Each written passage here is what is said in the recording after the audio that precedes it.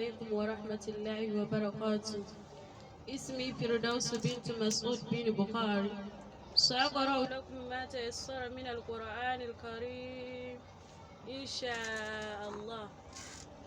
أعوذ بالله من الشيطان الرجيم.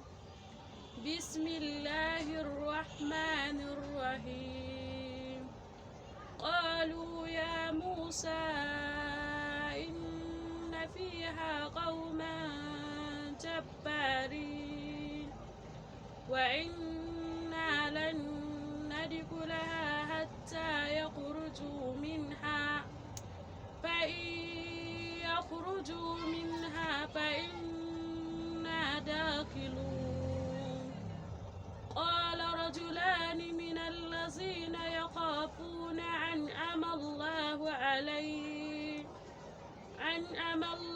عليهم ادخلوا عليهم الباب فإذا دخلتموه فإنكم غالبون وعلى الله فتوكلوا إن كنتم مؤمنين.